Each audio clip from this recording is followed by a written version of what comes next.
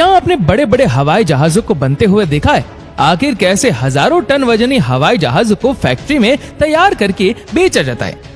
दोस्तों, एयरप्लेन बनाने के लिए सबसे पहले इसे 3 अलग अलग हिस्सों में बनाया जाता है। फिर सबसे पहले इसके बीच वाले हिस्से को वर्कशॉप में लाया जाता है और फिर इसके दोनों विंग्स को इसके दोनों तरफ लगा दिया जाता है।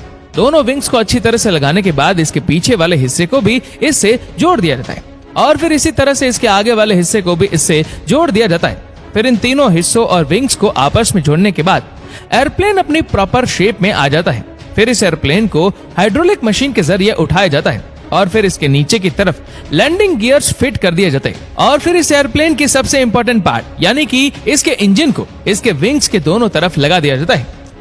इंजन के लगने के बाद इसके विंग्स और इसके लैंडिंग गियर्स की अच्छी तरह से टेस्टिंग की जाती है और फिर फाइनली इसके इंटीरियर का काम शुरू होता है। इसमें सबसे पहले पायलट के केबिन से ऑपरेट किया जाता है और फिर पूरी बॉडी में इलेक्ट्रिसिटी वायर्स को लगाया जाता है और फिर इसकी वायरिंग को कवर करते हुए इस एयरप्लेन की पूरी इनर बॉडी को प्लास्टिक की सीट से अलग तरह के अच्छी तरह से कवर कर दिया जाता है और पैसेंजर्स का सामान रखने के लिए विंडो के ऊपर की तरफ स्टोरेज बॉक्स भी लगाए जाते हैं और फिर इसकी विंडो में ग्लास भी फिट किए जाते हैं और विंडो को पूरी तरह से पैक कर दिया जाता है और फिर इस पूरी तरह से तैयार एयरप्लेन के अंदर पैसेंजर्स के बैठने के लिए सीट्स भी लगाई जाती है।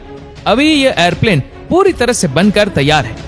अब इस पूरी तरह से तैयार एयरप्लेन को पेंट करने के लिए आगे भेज दिया जाता है। यहाँ इस एयरप्लेन के सभी इम्पोर्टेंट पार्ट विंडो, इंजन और कॉकपिट को पूरी तरह से कवर करते हुए इस पर स्प्रे पेंट किया जाता है। अच्छी तरह से पेंट करने के बाद इस एयरप्लेन के ऊपर इसकी ऑनर कंपनी का नाम भी प्रिंट कर दिया जाता है। फिर इस पूरी तरह से तैयार एयरप्लेन को रनवे पर ले जाकर इसे उड़ाकर देखा जाता है और फिर टेस्टिंग में सफल होने के बाद इस एयरप्लेन को ऑनर कंपनी को सौंप दिया जाता है। अब देखते हैं हेलीकॉप्टर मेकिंग प्रोसेस।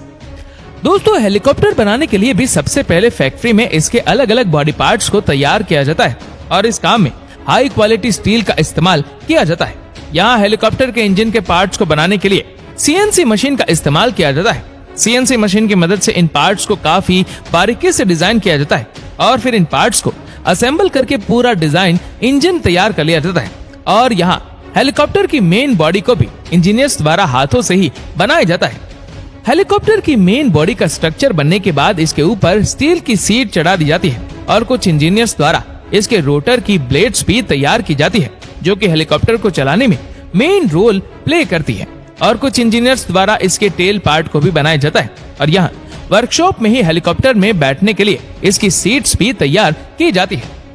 इसी तरह अलग अलग इंजीनियर्स द्वारा हेलीकॉप्टर के सभी बॉडी पार्ट्स को बनाया जाता है और फिर हेलीकॉप्टर्स के सभी बॉडी पार्ट्स तैयार होने के बाद इसकी मेन बॉडी को लैंडिंग स्किड्स पर खड़ा किया जाता है और फिर इसके टेल वाले पार्ट को भी इससे जोड़ दिया जाता है और यहीं पर ही हेलीकॉप्टर के फ्रंट ग्लास और साइड विंडो भी लगा दिए जाते हैं और फिर इस हेलीकॉप्टर में इंजन को भी अच्छी तरह से फिट कर दिया जाता है। फिर हेलीकॉप्टर की पूरी बॉडी को कम्प्लीटली फिट करके इसे पेंट के लिए आगे भेज दिया जाता है। यहाँ हेलीकॉप्टर के विंडो और मेन ग्लास को कवर करके इस पर अच्छी तरह से स्प्रे पेंट किया जाता है। पेंट अच्छी तरह हो जाने के बाद इसे वापस से बाहर लाया जाता है और इसके इंजन वाले पार्ट से इसके रोटर को जोड़ा जाता है। रोटर लग जाने के बाद यह हेलीकॉप्टर पूरी तरह से बनकर तैयार हो जाता है। फिर वर्कशॉप से बाहर ले जाकर इस हेलीकॉप्टर की टेस्टिंग की जाती है और टेस्टिंग में सफल होने के बाद इसे इसके ऑनर के पास पहुंचा दिया जाता है। तो दोस्तों, इसी तरह से बनता है एरोप्लेन।